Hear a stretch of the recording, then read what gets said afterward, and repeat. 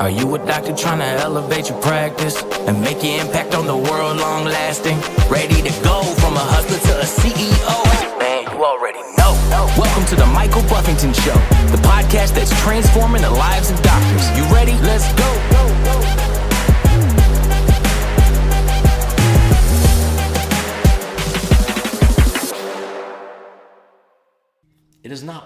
It's not by accident. No, there's specific action steps. There's specific things that you can do. There's specific frameworks and disciplines that I have built over time to help with that. And the reason it matters is because if the positive piece was I could get us the next step. I could get us the opportunity, and that's what I want for you. Because ultimately, where it went wrong and where I see it go wrong for people is when you begin to do what I did and follow advice. And hear me out on this, because this advice is good until it's not. Now that sounds interesting to say, right? It's either good or it's bad, Michael. And I don't like that thing either. I don't like good or bad. I don't like right or wrong. Yes, I grew up the same way you did. Many of you, and those of you that are going to resonate with me at all and follow this show, we're going to have those things. But in this moment, what it was is I had been told to compartmentalize everything that I did. Compartmentalize it in a way where, it didn't get messy. I could just execute, right? I could be focused, which makes sense. Teach, train on that all the time. Give you all kinds of frameworks and things you can do around that. However, if you compartmentalize and say you're good over here, say you have great health, you have good fitness, so your body's on point, but your business sucks. You don't make any money, or if you make a bunch of money and you don't profit, you don't take any home, there's nothing left for your family. You don't provide the lifestyle. You have nothing for a rainy day. You don't take care of those things. Like, what good is it? The same thing could be true. And what was true for me in that moment, I produced a lot, and I had taken care of it and done a lot of things all the way back to the days that I lived in a 500 square foot apartment and sat on the floor and watched a 19-inch TV that my sisters got me for high school graduation. Okay, yes, high school graduation. That's what my wife started watching with me. High school graduation, I could vacuum the entire apartment without unplugging the vacuum cleaner. And that's where I started. So I took care of money, and it created opportunity. But I had done so well, I was easily at the peak of my career in so many ways. So I had condensed it down. I was working 3 days a week. I was doing 7 figures. And when I say doing 7 figures, a lot of people throw that around. And I've been part of those bar conversations too. This was with at the worst 35% overhead, and at the lowest 18% overhead. So you can do the math, okay? And this was some time ago, right? So the point that I was able to make here is that I was making money. I was only making money because I was taking really good care of people. And if any of my patients see this and hear this, I hope that they would agree, right? Because they referred a ton of people and continued to allow us to take care of them for all these years and all these great things. So I think we were doing it well. Do any of them know this part of the story? Very few. Do any of them know that I had this and other things go on, or that they know that you have other things go on? No, because what we do is we show up for them, right? They don't need to know. It's not what they come for. They come to get taken care of. They don't come to be our friends. Now, we feel like friends, but they don't come for that. At the end of the day, they come for results. And everybody should be coming for results. And that's what you should provide as a caregiver. You should provide the result for them. No doubt about it. Here's the problem. You hang it on the hook outside. So before you crack the door in the morning, you hang it on the hook, and that's what I did. And I hung it on the hook, and I went in, and I saw 180 people, and rolled out. And the next day, I hung on the hook of the door, walked in, stayed focused, stayed positive, stayed upbeat, delivered good care. Everything went well, went home, nothing left in the tank for me. Maybe that's not you, but for me, I had very little left in the tank when I got home. It's a lot of things in a day, physically, emotionally, mentally. There's a lot that goes on to take care of that number of people. And even if you don't take care of that number of people, I think you understand it takes something out of you, and you give that. and you have to replenish it. So when I got home to a wife and 2 young sons and an older son with these challenges going on in his life, I had nothing left. I couldn't get on the phone. I couldn't talk to somebody at a facility. I couldn't make the tough phone calls. I literally couldn't speak at times. They would start talking and I would hand the phone off. I would either start crying, upset, couldn't do it. It was a mess. That led to my wife getting sick. That led to her going through this bout of vertigo. And vertigo is something, right? As a chiropractor, see hundreds of cases of that and help many, most of them, quite frankly. And I couldn't help her.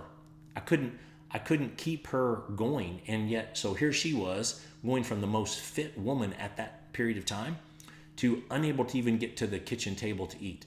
So I would come home after seeing people.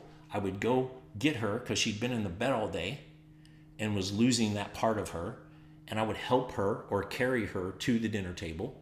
She would try to eat something, what she could, and I would carry her back. And then she would evolve over a course of a few weeks where she would actually crawl through the house to try to get to another room and then crawl back. This is a young woman, super fit, danced when she was young, like all of these things. And this is where we were. This is where we were as a family. This is where we were in our marriage because of my inability to show up in that part of my life. It's a little embarrassing, a little humbling right now to share it with you, but that was the reality. So to the outside world, it looked like I had it all. I had the money, I had the practice, I had the professional accolades, I had the achievements, I had all of those things. Check the box, check the box, check the box, check the box. And I am a check the box guy. If you don't know that, I am and I still am. Just not on those things the same way. So I hit all those targets and was crushing it in those areas, but I was losing over here. And this moment brought it just like this. And when I thought about it, I'd compartmentalized to a point, and you could say it was great. But I can tell you, and this is my belief, the container that you operate in, here was the lesson for me. The container that you operate in is your life. So I talk a lot about life and business. And you could take that as they're two separate things. They are not. Life is business and business is life. That's my belief. It's one container. Your life exists here in this container. Now within that could be your body, could be your being, your spirituality, could be your relationships, your balance, I refer to it as I was trained by other mentors and coaches, and your business. Those are the four that live within that container. They are within the container. They are not outside. And trying to keep them separate is not a long game. So if you've had that advice given to you, or you've even would abide by that, I hope it served you. And it will serve you to a certain point until it doesn't. Like one of my favorite quotes of all times is, any strength overutilized becomes a weakness. Let me pause for a second. Hear that again. Any strength overutilized becomes a weakness. And this is where I was. It is a strength of mine. It was a strength of mine. It continues to be a strength of mine to when I get in frameworks and I get into disciplines, I am on it and you cannot get me off of it, and I will make it better and better and better. But something can suffer if I'm not careful. It will become a weakness for me. And this is the case that it had.